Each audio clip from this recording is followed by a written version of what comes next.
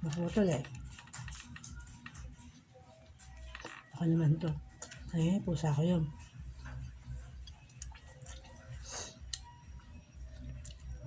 Basta, I can survive. Kahit mahirap ang may I can survive. Tansit, tsaka napay. Bahala na. Nagwala. Ayan, oras ba kayo? Kaya hindi na kayo, 9 o'clock. Ewan ko ng oras ba na sa inyo? Parang 9:30 na ata eh. Ewan ko. Ang ganun, kahali na.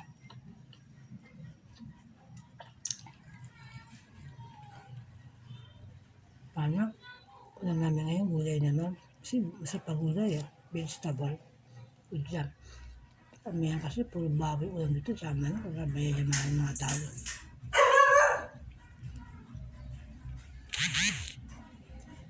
Sasot ko ako Kaya.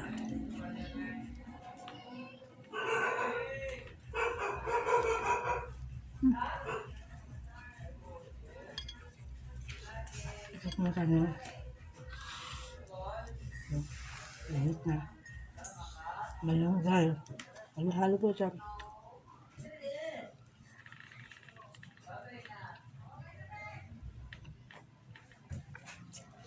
Malunggay, gulay ito, gulay. Hindi ko siyang steam.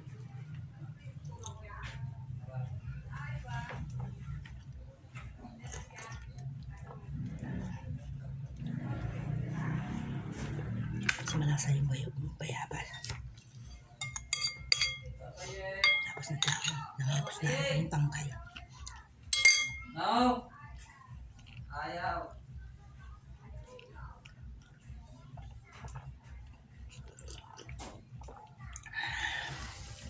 Bayabas talaga ang lasa niya. Lasa naman.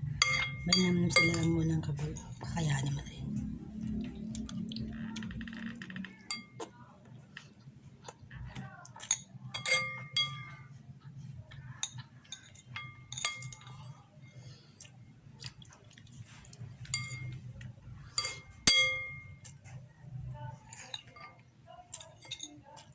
Ito na. Aso naman ito. Baka naman ang aso.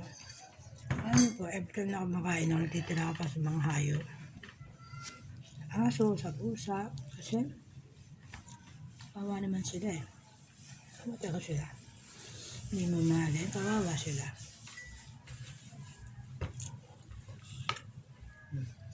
Inom nga pala ako ng Losartan.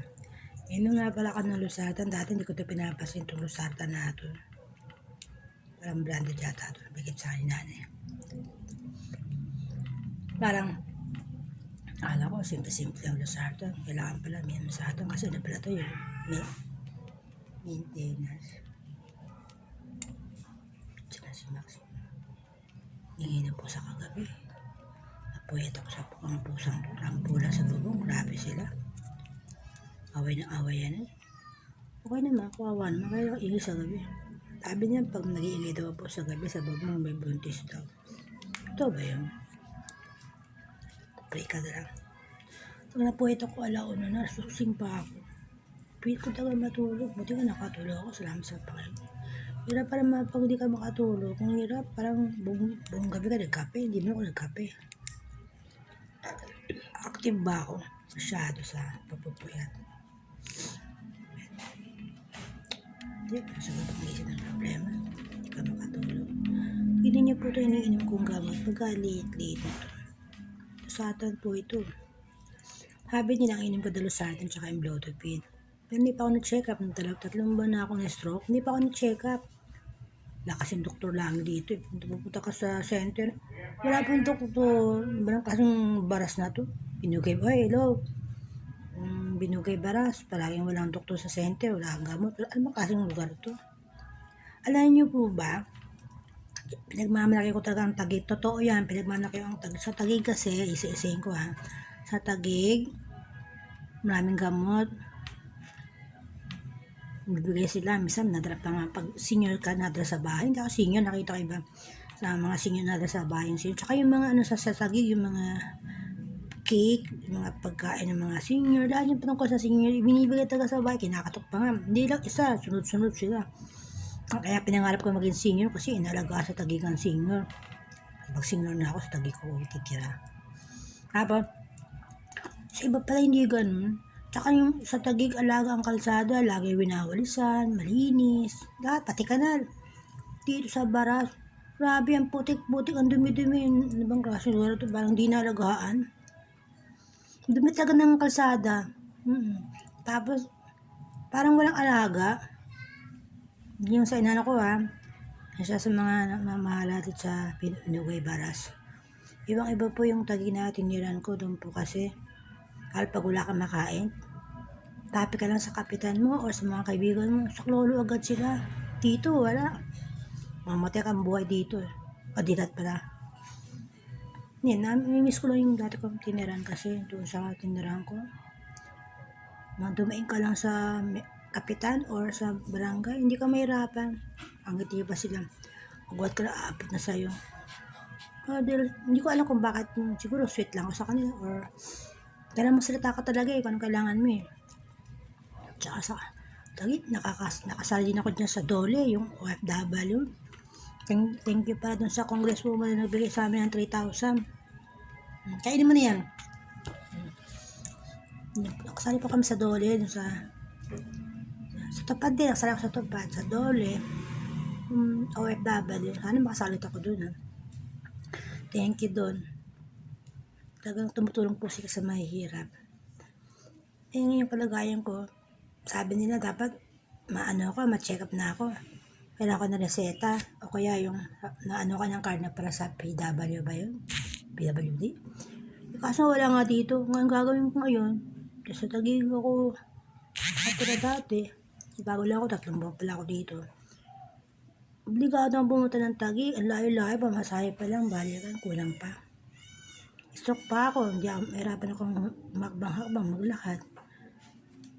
Hindi ko alam saan ako pupunta Ano kayo ng tulong? Hindi naman ako naman ako sa mga Facebook o saan-saan. Hindi naman ako sinuswerte. Kung meron lang sana magbigay sa akin ng gamot ng pang-maintenance ko. Sana meron magbigay sa akin ng gamot ng pang-maintenance ko. Kasi sa haratan daw tsaka yung Blodopin Yun, kaya daw kailangan ko buwan-buwan, araw-araw inimin ko daw yun. Prutas, gulay, lahat. Tinapay na nga lang para mabuhay. Kasi wala nga magkakaroon kaya ako ng ganun. Magkakaroon kaya ako na sabi na, be positive. Ganun nga na ginagawa ko. Ay, nakainin ko na nga muna ito.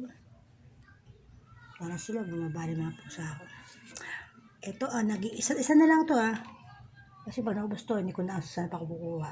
At least, hindi ko nga lang ito kay nanay. Thank you kay nanay. Susuptain siya ng anak niya, pero ubos niya yata. Palagi pa matanda ngayon, na mabuhay pa na matagal. Bahay pa siyang tulungan katulad ko.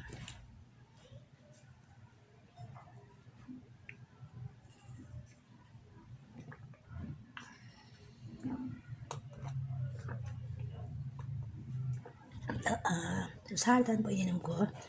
Plus yung mga herbal na ito na guava, guyabano, and moringa. English moringa. Malunggay sa Tagalog.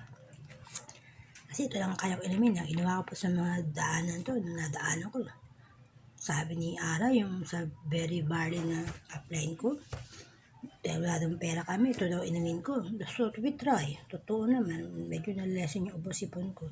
Nung nakarang kasi, sa kanang likod ko, tsaka nang nalamunan ko. Pero ngayon, medyo okay na siya. Balik-balik ang ubos-ipon kasi napakalamig dito.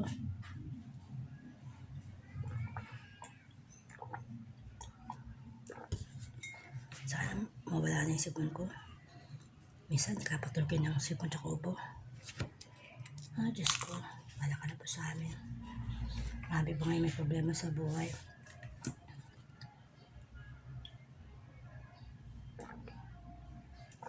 Yan pala sa Taguig. Kung may nanonood ng kaway-kaway naman kayo. Gusto nyo kayo nanonood sa akin. Okay, Susan, napapanood mo ba ako? Babanggitin ko yung mga kaibigan ko dyan na if ever naalala nila ako, panoorin nyo naman ako, isubscribe nyo naman ako. Susan Dumamay Beltrano, kamusta na kayo dyan? Condolence nga pala kay Limuel. Hindi ko alam kung sasabihin ko, basta condolence lang. Bahala ka na sa buhay nyo. At ang Panginoon, ipagpalain kayo. Sumangkay ng Panginoon sa buhay-buhay ng bawat isa sa atin. Cassandra, kamusta ka na dyan sa City Hall? Sandra Alba, kamusta ka na? Ba't marami kang trabaho? Parang pabumado ka pa rin. Si Leticia, Godines. Leti, mayaman ka na ba? Kamusta ka na dyan? Para man gusto mong bigyan ako ng ng product nyo. Patikim naman ako ng para sa stroke. Tulungan mo naman ako. Kayo ni kaibigan mo. Kay Joanne naman. Kay Joanne. Patikim ito. Yung naman dumadaan natin. Lalako po yan. Kay Joanne naman. Joanne, patikim naman ang cake mo. Yung galing-galing mo. Yung yung cheesecake naman. Pwede na kadong cake. Basta cake. Magaling po gumawa si Joanne ng cake. Yung mga ice cream. Galing po siya. Kung bibili po kayo ng mga ganung bagay, PM kayo sa akin. Kaya text nyo ako. Kaya mag-subscribe kayo.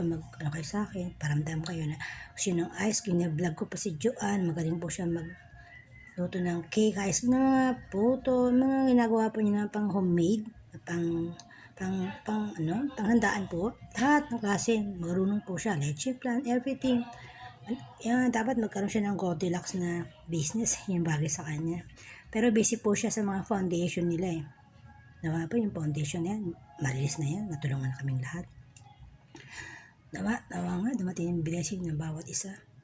Tsaka, sino pa ba? Si Joy nga pala, si Joy, Amisola. Joy, musta na ka na? Alam mo, Joy, bilib ako sa'yo, ang bait mo. Sobrang ang bait mo. Yung ginamit ka ng Panginoon sa kabaitan, natuntun ka sa kapwa mo. More power to you, God bless you. Naman, marami pang Joy na katulad mo. Sino pa ba? Si Malu. Hoy, Malu, musta ka na, Malu? Malu Buena, Marilu Buena, kamusta ka na? Saan ka ba? Ikaw talaga, madaya ka. Lagi ka nawawala. Nandito ako sa baras, nahanap mo ako, nandyan ako, ni-stab mo ako. Po talaga, grabe ka. Alam si Mano, kasama ko po yan sa trabaho. Sa kami yan. Ay, sa po, alam mo kung kami kasama. Sa kaibigan kami. Hindi masyadong close. Sa sino pa ba? Di ba maalala kong kaibigan? Si Kabab. Marilyn Kabab, kumusta ka na? Kumusta yung saging natin dyan? Sabi mo benta? Patalan mo ako saging dito, benta natin sa baras. Sana makita mo ako na nagbablog para chat mo naman ako na benta din. Kahit konti, huwag naman truck. Kataranggot lang, isang karton lang siguro, pwede na yun dito. Huwag naman isang truck. Hindi ko kaya benta isang truck dito. Siguro kung maraming vendors dito,